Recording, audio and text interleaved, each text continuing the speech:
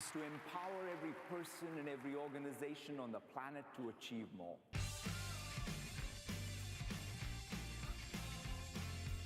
Technology can shape growth. Help us be more agile.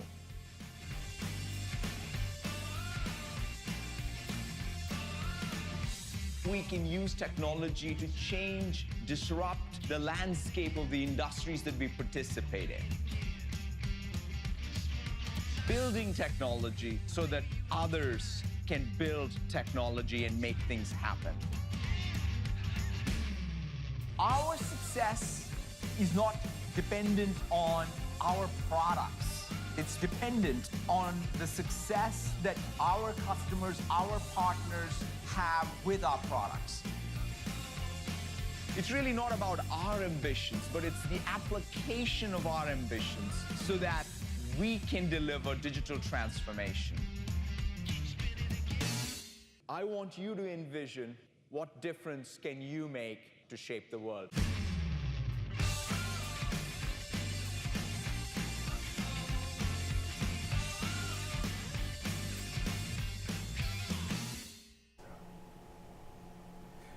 Good morning, partners. This is Sherman Crancer, Senior Partner Channel Development Manager, and welcome to the panel, Strategies from the Titans of Sales and Industry. Man, we were scrambling today to get this together. Every cord seemed to be disconnected. Holy smokes. This was stressful here. We've got a fantastic show today. We have Chicago finally back after their big, huge snowstorm. So thank you. And thank you, everyone, for joining. We do have some pretty big announcements to talk to you about today. So why don't we go ahead and move into real quickly just the introductions that we have. We've got a great group that is here today. It's a big group. As you know, you have myself, Sherman Crancer, Senior Partner Development Manager, and you have my co-host, Jason from Chicago. Jason, why don't you just go ahead and introduce yourself and then maybe your partner that's here today. Absolutely. Thank you, Sherman. I appreciate it. So, Wayne, if you'd like to go ahead and kick off the introductions, I'll introduce myself and send it back to Sherman. So go ahead. Cool. Yeah, I'm Wayne Chapin, president of Cerulean. We're a managed IT services company based here in the Chicago metro area. And we primarily put in managed cloud services powered by the Microsoft Cloud, Microsoft 365 Enterprise, and Microsoft Azure. Cool. Thank you, Wayne. So Jason Hinton, I work with Wayne and some other partners here in Illinois. I'm glad to see some of them on the call today. So thank you so much for joining. And we're just excited to be a part of this and have our first guest partner in studio. So thanks. Back to you, Sherman. All right. Thank you very much, Jason. So let's go ahead and introduce our great panel today from Tangent, who is a great partner, really bought in on this whole concept of being managed and really doing some fantastic work. So with that being said, let's go ahead and introduce Tom Holmes. Tom, can you give us who you are within the company and what you guys specialize in? Absolutely. My name's Tom Holmes. I'm the Director of Cloud Solutions at Tangent. We're based in Northern California in Burlingame, and we are a Microsoft CSP partner focusing specifically on healthcare and government. So all right. We've been about a 30-year partner. So. Fantastic. And Hannah, please introduce yourself. All right. Hi, I'm Hannah. I am on Tom's team over at Tangent, and I work with a lot of government with Office 365 and on their deployments. All right. So Hannah and Tom have been just really fantastic. And our last guest here is Eric Klaus from Partner Source. You've seen him here before. Eric? Hey everybody, this is Eric Klaus with Partner Source Solutions. As you all know, I provide sales and marketing process consulting for primarily Microsoft partners, helping you guys grow. All right, thanks so much, Eric. Really appreciate it. So yes, I did get in a fight with my razor, just in case you were wondering what happened or why does he look so different. I think I shaved off about 10 years, maybe. Do I look younger? I don't know. Absolutely. All right, let's get into the agenda today. So the agenda, we're going to go into our concept, which is a little bit different every week. We're going to actually go into top 10 growth percentages who are the partners that are actually doing that. Not yet. Hold on 1 second. Then we're going to go into growth, simplifies, optimize, repeat, profitability, partner back office, and then we have Tim Tetrick's video, really, which is Azure Backup, which is going to be just fantastic. You're going to love that with that. So all right, so let's get into our very first section, which is top 10 growth percentage.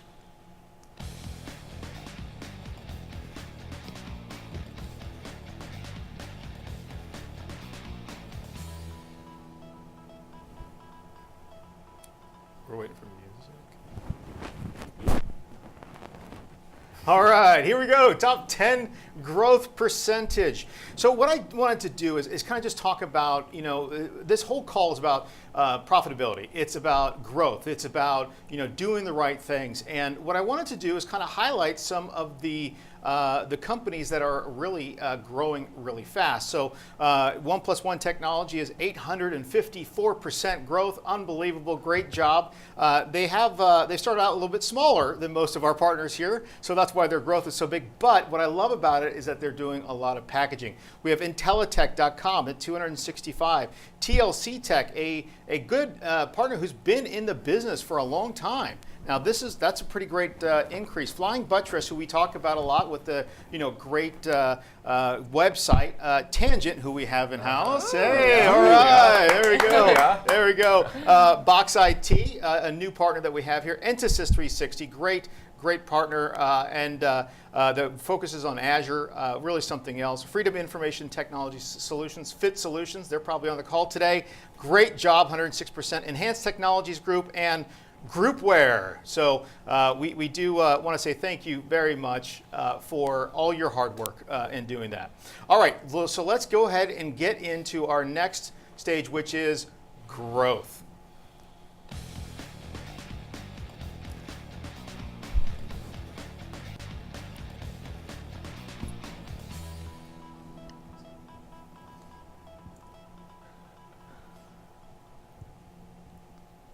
All right, so let's go ahead and get into growth here. Now, you know what we want to do here is I think we're going to switch this over and actually pass this over to Jason Hinton over in Chicago, and we're going to have him actually, start with some of the questions here so we can get this started. Jason? Perfect. Thank you so much, Sherman. So Wayne, first question, what do you think is a good, healthy growth goal for folks running businesses like yours, and then what's the stretch goal look like, a legitimate stretch goal? So if you'd share your thoughts. Yeah, so our goal for 2018 is 25% from last year. That's the goal we're targeting. That's what the team goal is around. Our profit sharing goals are all around that. And then we have we're calling the gravy goal, which is above that, which is for 35%. That's awesome, 35%. So just to give partners a baseline for what I'm seeing in my partner community when we're talking about overall growth. So this isn't just Microsoft. I would love for your Microsoft goals to be even higher. That'd be awesome. But typically people are talking about somewhere between 10 and 15%, which I think is a really good, healthy margin. But what we're talking about with some of the profitability plays is how do we get more to that 25, 35 and above percentage points. And as you can see with Sherman's top 10, we got some people that are growing really, really quickly over last year. So Sherman, next question, since you're running the PowerPoint. What's up? Okay, well, let me ask you this, Jason. Let's ask Tangent here. What do you think is a healthy growth goal, and what is a good stretch goal? What would you think, Tom? That's a good question. If I can provide some context of where my answer is, Tangent had sort of a long transition from a transactional business model to a recurring revenue model. So with that being said, things change and it's constantly shifting within the business. I think a healthy growth goal year over year would be 15 to 20%. Okay. And a stretch goal, I mean, we have internal goals as far as revenue and profit margins. But if we look at our 5-year goal, we want to completely move off the transactional end of our business, which is still a big component of our business, and move completely into this recurring revenue model for sustained growth. Well, that's great. Now, Hannah, from your perspective, because you're more on the front lines and doing that. When you're planning out your goals, what do you feel like is a great growth growth percentage? Yeah, so for me, a lot of it is, like Tom said, taking a lot of these accounts and moving them from transactional accounts into more strategic accounts. So putting a lot more effort into it and wanting to grow with these companies that we're working with. So if I can take a company and that is maybe doing a little bit of business through us and grow them, I mean, I think that 15 to 20% is a good number there. Okay. Feels realistic, which is nice. But for myself, it's about growing not only the accounts that I have, but growing the accounts within their network as well. So I think that's an important point. Yeah, deep and wide, right? We want to get into an organization. We want to go wide. We're able to help them in a whole number of ways. With the Microsoft stack. So rather than just putting something in there and moving on, we can get into that organization and really start selling and solution selling into the whole business. I think that's fantastic. So Jason, why don't you go ahead and go with the second or third question? So this is always a good one for me. Understanding what the blockers are, right? Because if the blockers are something we can do something about, then I want to know. So Wayne, what would you say is one of the biggest blockers to growth that you see in your industry? So this one is near and dear to my heart, and it's getting the technical resources skilled up. It's a cloud-based world, and you can find quite a few people who know, for example, Windows Server technology, Exchange Server, stuff like that.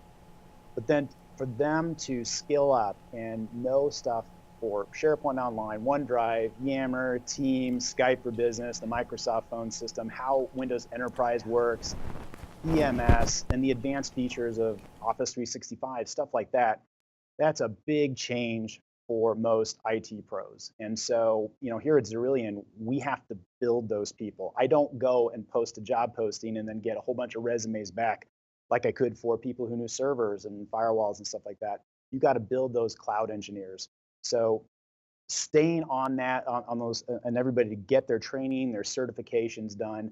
Microsoft has a tremendous amount of those resources available. The leadership of the company has to figure out where those are, identify those, and keep moving the team forward, because in general, people love to know the information. They love having the certifications, but they don't like the process of getting to that point. And that's where the leadership has to come in. There has to be a training manager pushing the team. Yeah, no, see, that's an interesting point too, Wayne, because one of the challenges we found with some of the partners is they go, I have a goal to be in Azure. I want to grow into my Azure practice or something. And then I go, but you don't have anybody who can deliver it on your side, right? So one of the things that's really key is we are limited sometimes as a partner development manager providing those support resources around specific clients and opportunities. But we do have some other trainings and things like that coming up. We do want to work with you, but Wayne's hitting on it. You got to have the talent in-house to deliver. So back to you, Sherman. How about your partners? What blockers have they seen? Yeah, Tom? Yeah, and to your point in Chicago, I think that's valid, but also for us at least, when we were growing and going through that growth spurt from a transactional to a recurring model and taking on new projects, we didn't have the expertise in house. And one fantastic thing that we did is we scaled by partnering, right? So we didn't have it in house. We were able to get consultants and bring it out, and then we'll have that sort of mentorship period whilst we grow, and then we can bring those expertise in-house. I think that's important for partners to know, is that you don't need to go on a hiring spree and get everybody straight away. You can scale by partnering with the experts in the industry, and then be able to see if that's the niche you want to land in. As far as we're concerned, the biggest blockers to growth is really the inability for us to leave our comfort zone. Right? We're all comfortable in our roles. We've been doing it for many, many years. But in order to grow, you need to get a little uncomfortable. You have to be wiggling in your seat a little bit. And not everybody wants to do that. Everybody wants to sort of just kind of nail it in sometimes. So I think if you're uncomfortable, that's a good place to be. Now, I would agree with that. I think there's 2 points that are really important there. One, you're talking about potentially bringing in contractors to do some of the things that you're not a specialist in. A lot of our partners are feeling like, no, I want to control this. I don't feel like I want to give that up. But in reality, the only way to grow and to keep your reputation well is to potentially find other resources that can help you out. That's the way I constructed my business as a partner. And Eric and I talk about this all the time. Was, you know, what I couldn't do, I farmed out, and I had them white label it. You know, I'd call somebody up and say, hey, I'll give you 18 points on this. You know, I need you to do it, but I need you to wear my shirt. I'm sending it over right now. You know, that kind of a thing. And then they'd be happy to do that. You know. I think there's another point out of this also. I was having this conversation with another one of our great partners just yesterday evening, and one of the things that they were talking about is managing risk when you're going through a growth period. And so, you know, one of the challenges that they faced was going from that, you know, project-based model where your revenue does this, and you're trying to bring in, you know, that recurring revenue stream, which is, you know, much more, the trend line on it tends to be much flatter. And the gap between those two, that up and down and your recurring revenue stream, that's your exposure, that's your risk. And so by bringing in contractors and being able to work with contractors on a 1099 type basis, you're able to mitigate some of that risk in there and still give yourself that growth ability. It gives you scalability as a business that you're not getting necessarily when you have to go and add W-2 employees, because that just increases that nut, that just increases that monthly number that you've got to go. So it increases the gap and opens up the risk for you.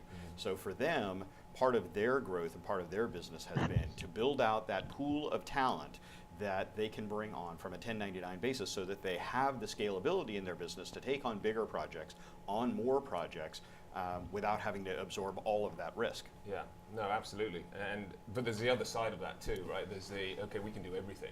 Sure. And that's what you want to stay away from, right? You want to be focused. You want to know who your customers are, what vertical you're in, and if you're the jack of all trades, then you become nobody, essentially. And there's expertise for everything. And that's something that we have to struggle with. Tangent had to struggle with. Is it's very difficult to say no. We're not going to do this project. We want to take every project. But you have to understand who you're trying to be to create that identity. Yeah, and I think being able to tell your accounts, being able to tell them, we don't have the expertise, but I can help you find someone who does. Right. And that's why these partner calls are great also. But, you know, I mean, I think that being able to say to them, I can't do it, just being upfront and honest about it. Yeah. But I can point you in the direction of it. You know, it also helps. I mean, it helps build a relationship as well. You gain a lot of respect. So Jason, why don't we head on to the next one? Perfect. All right. So, we were talking about the growth. What investments and time have you used to nurture the folks that you have, the talent you have, or to nurture that sort of sales motion? Which would you like to cover? I think the technical one. I mean, they both need to be nurtured. They both need training. But if you're asking me to pick, I'll talk about the technical one. So, and I'll also share, an experience I had recently about that. So, whenever IT pros reach out to me and they'll say, well, what are we going to do in a cloud-based world? I'm used to putting servers on site, and I just got somebody who sent me this just a couple days ago. We're used to putting servers on site, back in disaster recovery systems, all this stuff. All this is moving to cloud services, where do I fit in? What's going to happen to my revenue? How am I going to replace all that? I totally get it because I was there as well.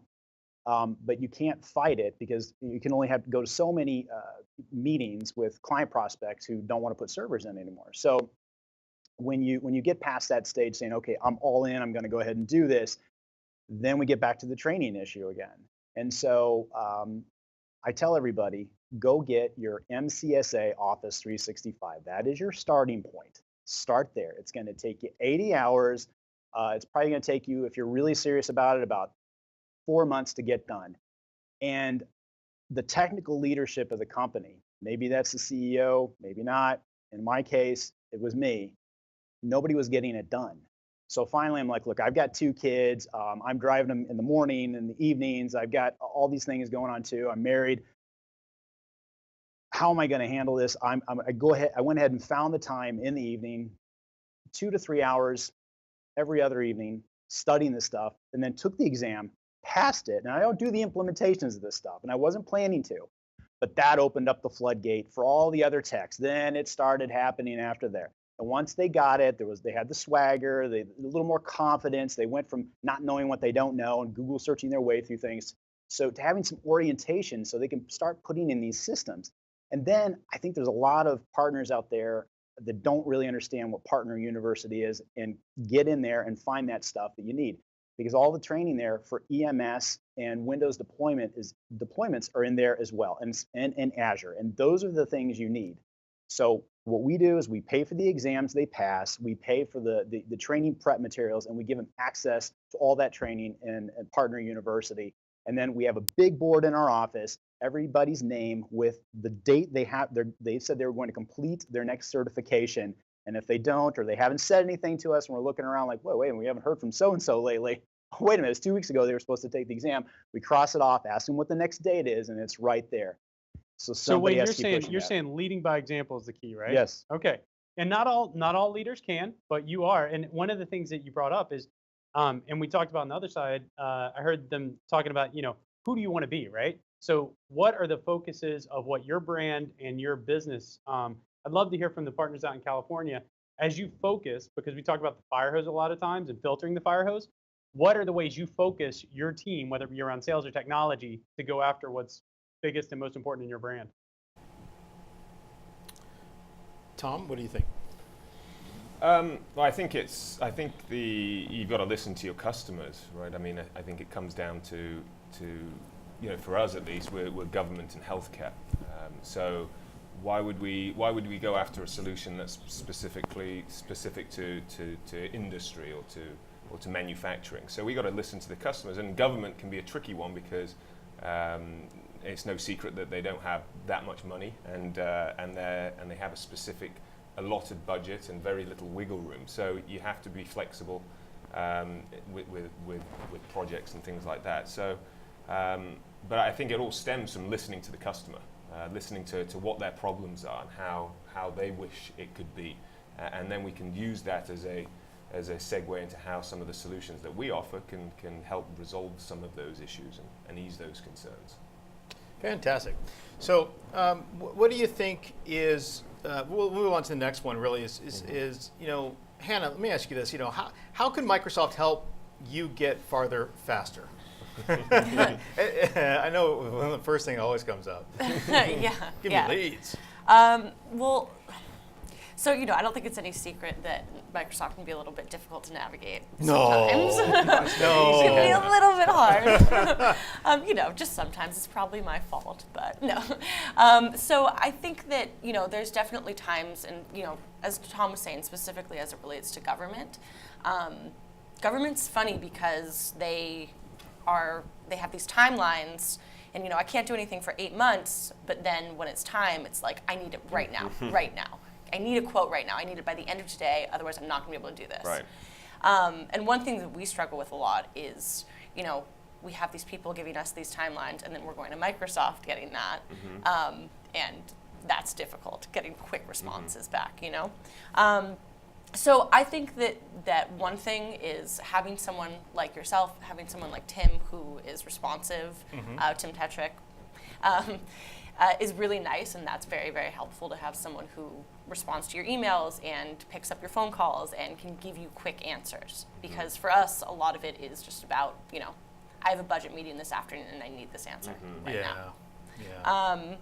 So I think that being able to navigate, having people like you and Tim is great. The partner portal had a little bit more information in there sometimes. I think that could be helpful, but obviously that's a huge endeavor. And then I think just transparency is another thing. So transparency, there's a lot of questions. There's a lot of layers to these questions that we're asking, and it can be hard sometimes to get that information on your own. Yeah. So I think in terms of farther, faster, online resources, sort of independent resources. That's really insightful. I think a lot of partners feel a lot the same way. Yeah. Tom?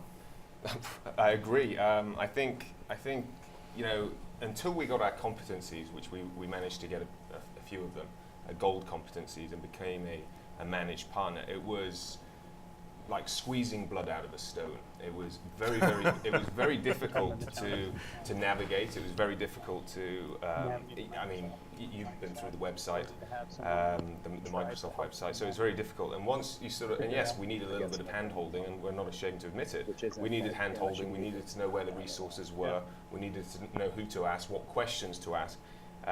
So I think it's, you know, and I don't think, you know, I think you receive a call from us perhaps daily.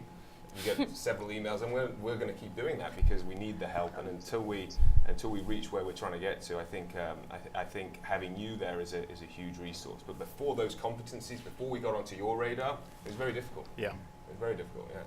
I appreciate that. And, you know, the thing is, I will work as hard as you ask me to work, you know, and I know we manage a lot of different partners, but Jason, let me pass it on over to you and Wayne. You know, how can Microsoft help you get farther faster? And then afterwards, we want to play Tim Tetrick's Azure Backup video. So Wayne, how can Microsoft help you get farther faster? So interesting you asked that, because I feel like I'm overwhelmed with support, and I mean that in the best way. I'm serious. I did not pay him to say that. That was totally him. It is me, and I get so much attention in this area.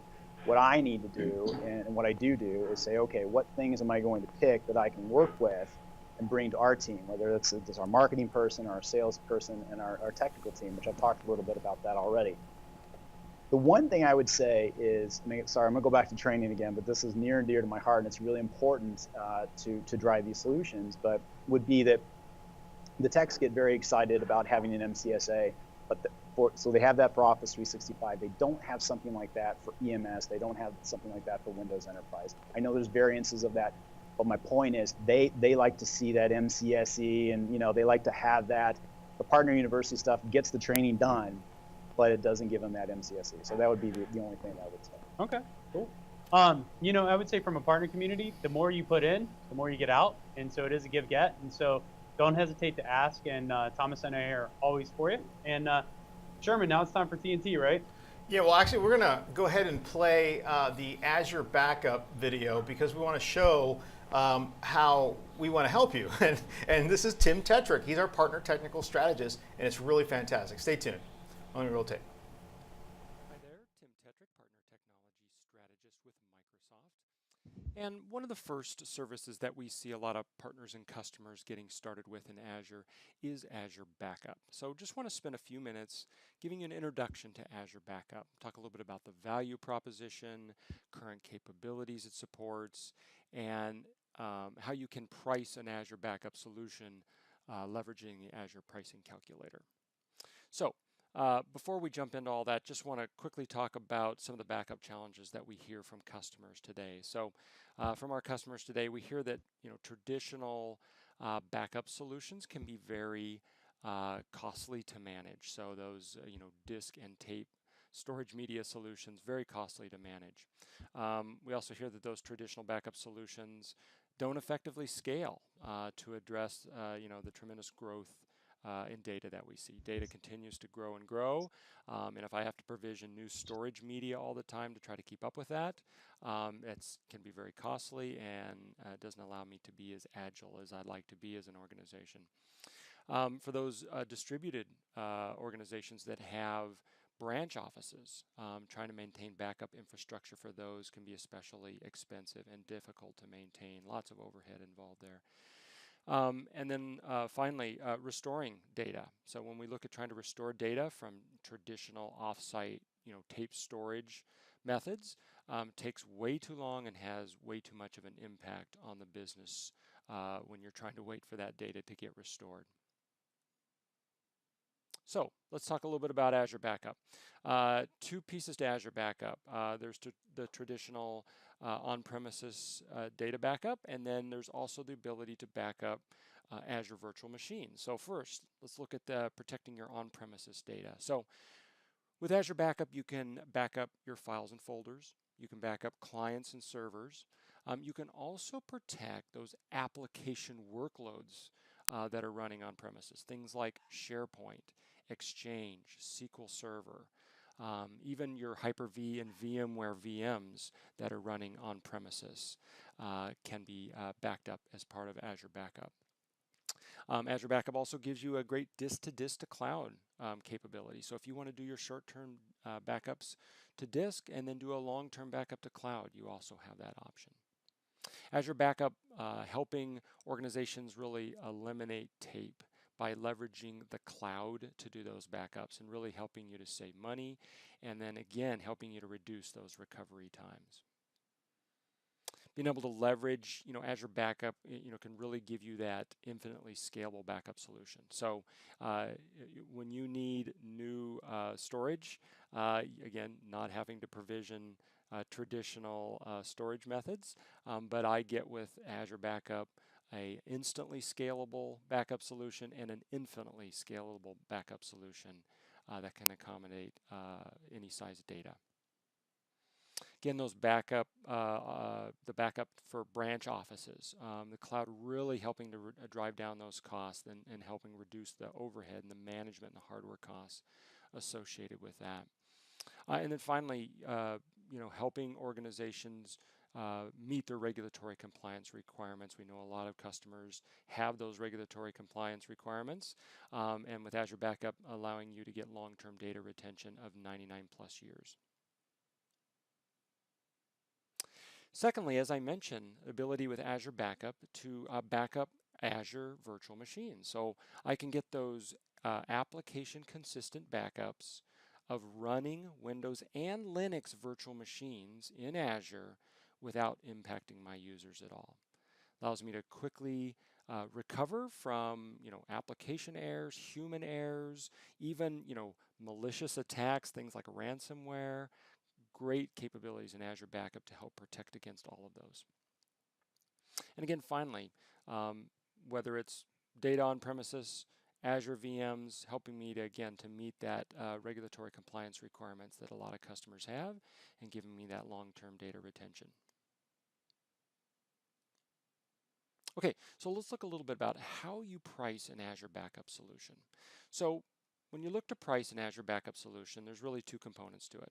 There's a cost per protected instance based on the size of the instance, and you see the different levels right here.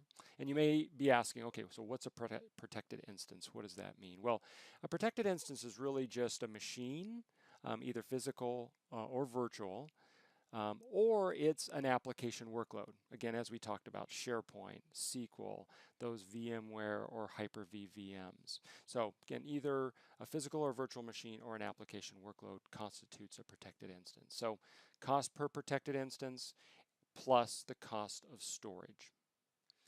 The cost of storage can be either LRS, locally redundant storage, or GRS, geographically redundant storage. And just to give you a feel for what that is, LRS, locally redundant storage, we keep 3 copies of your data for redundancy purposes in the local data center.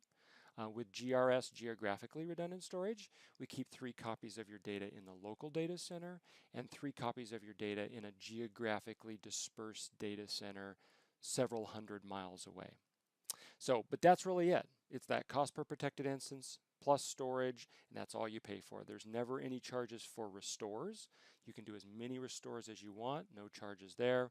No charges for outbound bandwidth. So if you're familiar with VMs and some of the other services in Azure, you can get charged egress traffic, or that data that comes out of Azure.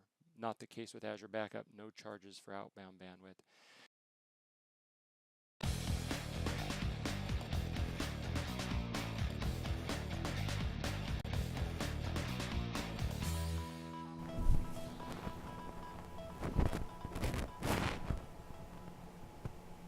All right. Thank you very much, Tim. I really do appreciate it. All right, so now we're into the simplify, optimize, and repeat section of our call here, and we've got some great ideas that Jason actually put together for Wayne. So Jason, why don't you go ahead and take this and ask Wayne some of these questions, and we'll kind of go back around with this panel. Oh, wait a minute. We need to make the first of the 2 big announcements, and that first one is government will be in CSP starting in Q4. Now, okay, how do you guys like that? We like that. Like that? Okay, I just got notice of that. And then lastly, the second big announcement is nonprofits. Well, nonprofit SKUs will be in CSP next month as well. So those government contracts that you had to put on EA, now we got the CSP. All right, Perfect. Jason, back to you. Back to you. Sorry. Oh, so we lost Chicago. All right, so okay, great. So we will just get out. We'll wait for Chicago to come back in. So let's go ahead and throw it over to Tom, or to actually Eric here. If I asked your customers, could they tell me why they work with you instead of your competitors? What would they say? Why the customers work with me? Over your competitors? Gosh, I would say that from the standpoint of the services that I provide, it really comes down to just the relationships that I hold with those folks. That's always been a nature of, I think, the business is the relationships and driving it based on that. Okay, great. Tom, what if I asked your customers, what would they say? I'm not sure. No. I think a lot of the same things that Eric said. I think it comes down to relationships. Certainly when you're dealing with larger organizations, and certainly when you're dealing, as in our case, with government organizations, it is all about the relationship. Obviously, scope and cost. You might not be the cheapest. Do you want to be the most expensive? If you can provide value and you can articulate value, then sure. And I like to think that we're honest and forthcoming when it comes to what's in our wheelhouse or what's sort of out of our skill set. And I think that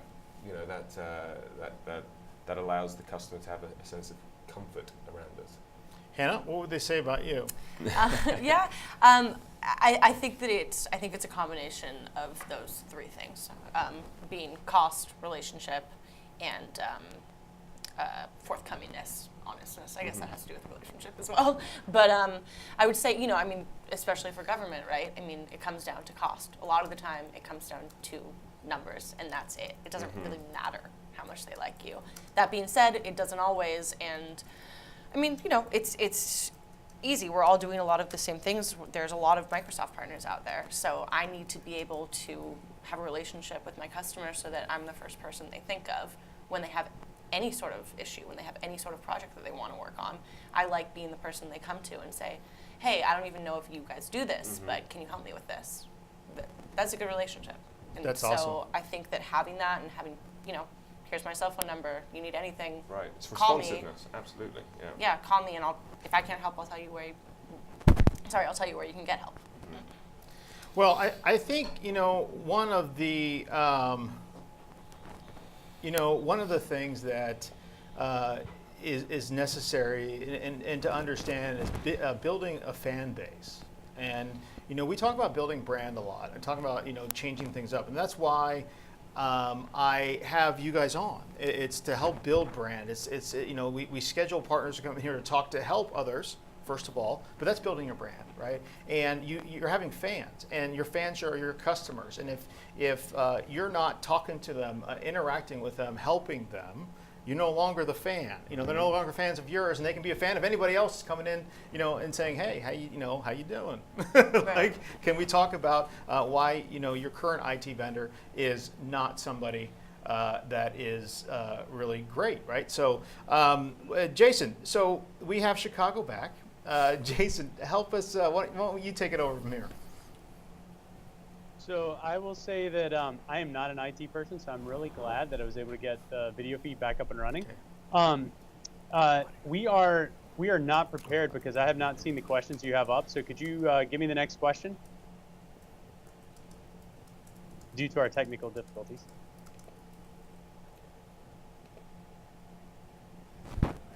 Hey Sherman, can you give me the next question? Yeah, so when you hire a firm to do work for you, what drives you to choose one company over another? Perfect. So Wayne, on the buyer side, right? And this is one of the things that you got to take their perspective. So this is separate from your business. You're hiring somebody to do work for you, right? what is it that draws you to one firm over another when you're trying to hire somebody to do a big project for you, like a home project or something like that? Sure. Price is definitely down the list. I want to meet with them. I want to meet with them first, obviously, feel that there's a rapport, and I want to hear substance and credibility in what they're talking about. I'm listening to make sure there's not a lot of BS in the conversation. I want to hear real, good, solid stuff. So that's what I'm looking for. And then after I feel comfortable with that, and the same thing with the people that we hire, I don't even have a compensation discussion until I really have listened to everything this person can bring to the table. I feel real good about. Then I want to know what the price is. So what I'm looking for is content and credibility. So we're talking about trust first. So one of the things we are going through with a lot of the partners here in Illinois is the buyer 2.0 mentality. And so that marketing is not just a lead generator, but somewhere where people can build credibility, because people are researching them before they even talk to them, right? So the salesperson is critical, but the salesperson isn't as critical if all of the thought leadership and other things that credentialed organizations draw you in first. And I agree, if I'm getting someone to do a project and I start looking at their website and other things and their ratings and reviews and it's not there, I'm never even calling. So I'd love to hear what your partners are thinking about how they go through the buying process on their side. Tom? I mean, yeah, I think people, the way people buy is like we buy anything for ourselves, now for their business. So I think you've got to adapt in that respect. And one thing that we've done is we've hired marketing. We've hired marketing people to increase our digital footprint, to increase our digital brand, and we're implementing social selling strategies. We're implementing thought leadership through the social networks. So rather than sort of going out there with a bow and arrow and trying to get leads that way, we're trying to put out an idea, socialize that idea, and then have a responsiveness without actually engaging in conversation, hoping for them to say, oh, these guys kind of know what they're talking about, we'll check out their website. That's the ultimate goal, is for them to come to your website and then have your website set up in a way that's easily, you can navigate it easily, and there's a call to action in big bold letters or numbers, and do it that way. I think it's also important thing to note that there's no silver bullet, right? It's a combination of a whole lot of things, a whole lot of marketing things, whether it's social, whether it's email marketing, whether it's calling, right? Pick up the phone. I think there's still an area you can pick up the phone and talk to these people. So yeah, I think that's what we're implementing, and so far so good. So Eric, I know. Let me ask you this: in marketing, is marketing driving thought leadership, or is it driving leads for sales? How would you approach that? Well, isn't it both? Gosh, I hope it's both. I think the purpose of marketing is to drive the leads, but the way that you drive the leads, I think the important point there, the buyer 2.0 concept is an incredibly important one in today's world. And I know I've shared some of these statistics before, but we look at buyers being as much as 80% of the way through their buying journey today before they engage with a salesperson. So they're researching us before we ever even know they're in the market for something. And so to your point, I think that's the important element here, is you've got to have that website configured in such a way that you're providing that thought leadership. You've got to have that social media out there so that they can find you, drive them to your website, give them some content that says, we understand your business, especially for you guys in a government sector, in that type of vertical market. They're looking for that because somebody who sells to restaurants is not going to be in a position to be able to support a government agency. It's two totally different things. And so they're looking for something that says, these people actually understand the challenges that I deal with in the government sector. And the ability for you to share that type of content and educate them, and also say to them at the same time, we understand your pain, we understand your problems, and we understand where they are unique to that. I think that's incredibly important in today's world. Absolutely. Yeah, so Jason, do you want to ask Wayne about or the LinkedIn question? So I think that's a pretty cool one. All right. Can you just put that up for me real quick so I can see what that cool question is again? Yeah. I appreciate it. This is what you wrote, bud. All right. It was, but I can't see anything from here. All right, so in terms of LinkedIn, I'd like to know what was the best last LinkedIn post that you wrote and shared with your network, Oh, and then what was the best one that you read? So give me both. okay. Let me think for a second here. One that I posted recently, I probably post maybe 2 or 3 times a week. It was mine. The last one I think was the one that I posted where I saw that Microsoft had an offer to basically, effectively buy out contracts for companies that had Dropbox or Box.com. So they're saying like, we'll finish out your contract, you switch over to OneDrive, and then you won't owe us anything until the contract's over. And I thought, wow, that's cool. I posted that. And then the one I read, there's somebody, I don't know her personally. She's at Microsoft. Her name is, I think, Diana Ishtok. Yep. Anyway, she mentioned something about marketing that stuck with me. Something about like, consider it like a daily vitamin that you take, that, you're taking it and you're taking it and, you have faith that, it's going to eventually lead to long-term success. I like that post. Excellent. So Deanna, by the way, is one of our great resources for the SMB partners, because she and her team are helping us break down some of these massive playbooks that some of which apply to small to medium-sized business partners, some don't. And there are a lot of resources that we can leverage from a marketing perspective with them. And I talked to one of her peers. We're going to try to get Deanna and Jenny and some others on that team to be a part of the panel, record some sessions so that we can get that information out to you as well. But Wayne, thanks for noting that. And Sherman, back to you guys.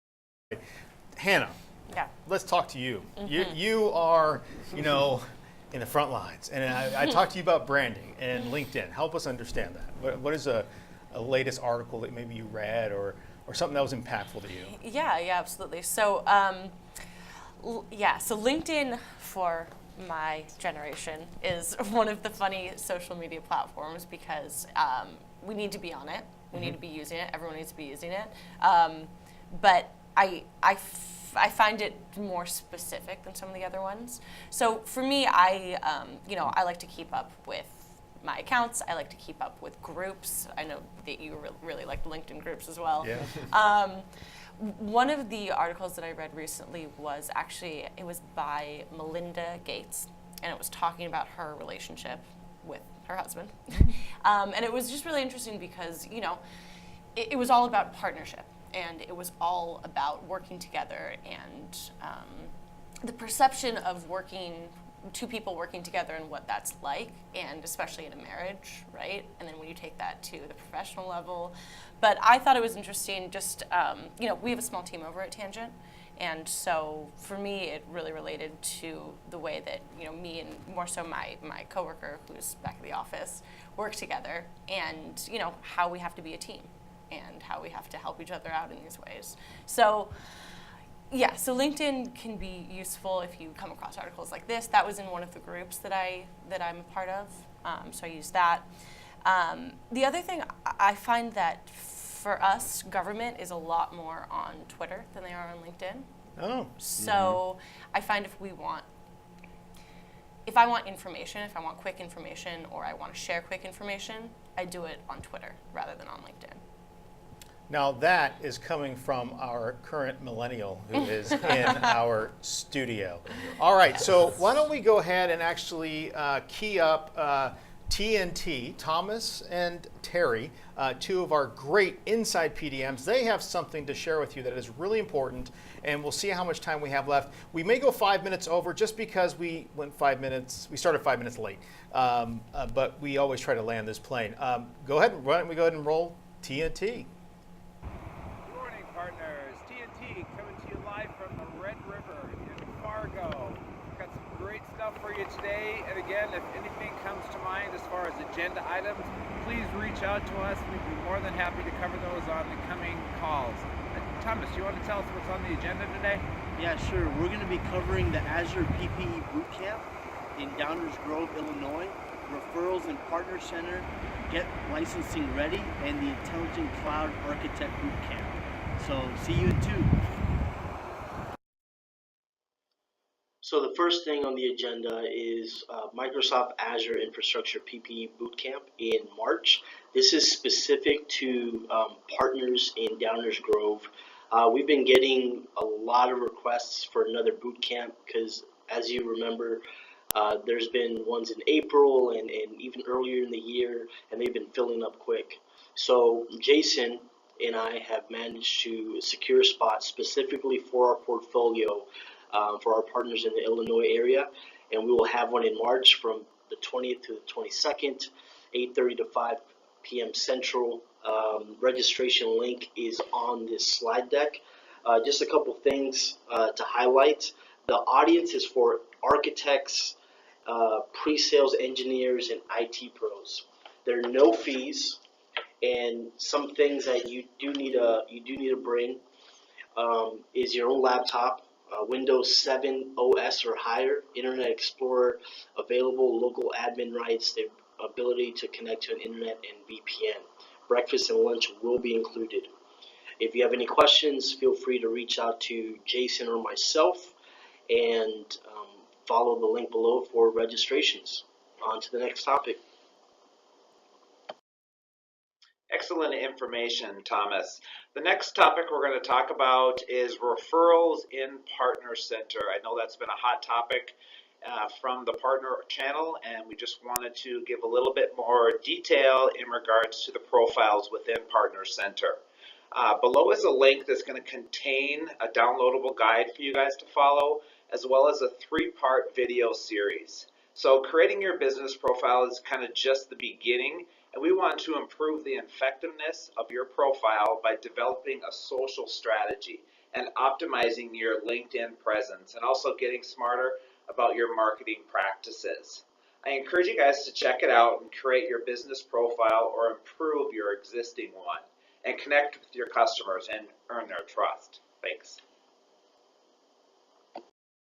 All right, so next on the agenda is a handy resource that I used to leverage when I was on the software asset management team.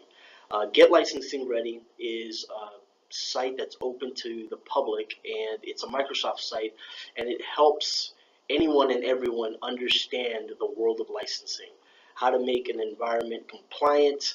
I know that there's a lot of customers that they're not yet on the cloud. They're not on Azure or fully on Office 365. So for those customers that they're still on-prem, maybe even in a hybrid environment, this is such a great tool for you to understand licensing. I mean, there's videos, and if you don't want to watch videos, there's also documentation. So if you would rather read, if you have any questions, feel free to reach out to myself. More information on this link. On to the next topic. Terry?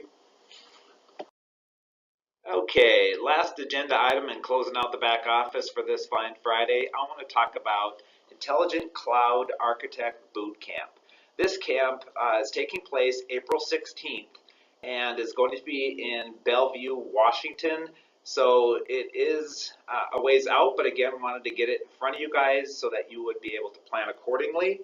We've had partners that attended these in the past, and they have said they are the best technical trainings they have ever received from Microsoft.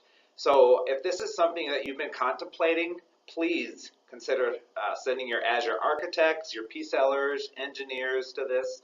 And again, it's something that you can get on your radar, and again, plan accordingly. So with that, thanks.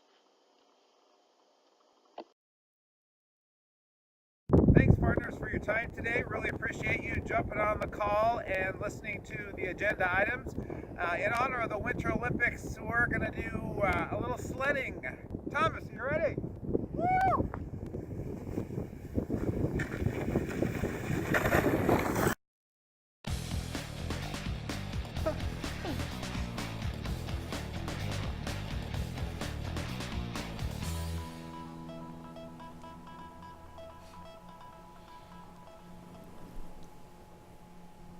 Man, that was amazing. Oh, we were cracking up over here. I love it. Thank you, Thomas and Terry. Awesome stuff. All right, so we're going to get right into just the profitability. We got one question left. We're just going to see, look for a profound answer to this. And then we're going to have our last thoughts here, and then we'll wrap it up. So we may only go 2 minutes over. So Tom, what metrics and measures of profitability mean most to you and your business? well, I'm not sure if this will be profound, but sales numbers, Okay. profit margin, added recurring revenue monthly. I think that's a big one for us.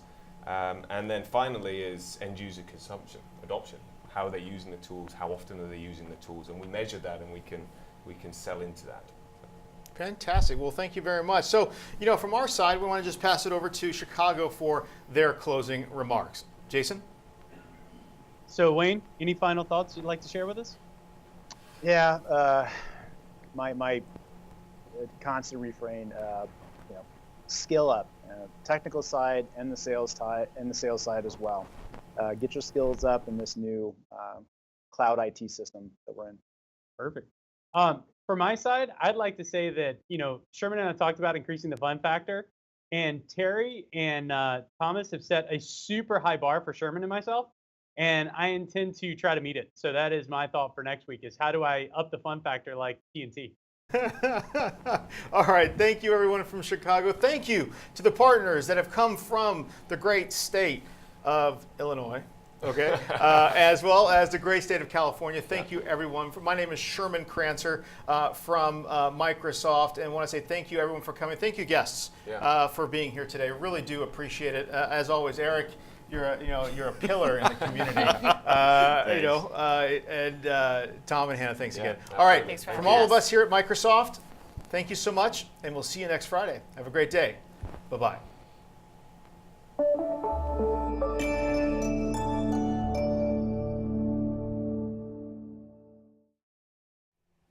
Hey there, my name is Sherman Crancer, and I'm the Senior Partner Channel Development Manager here at Microsoft and the host of The Panel, Strategies from the Titans of Sales and Industry.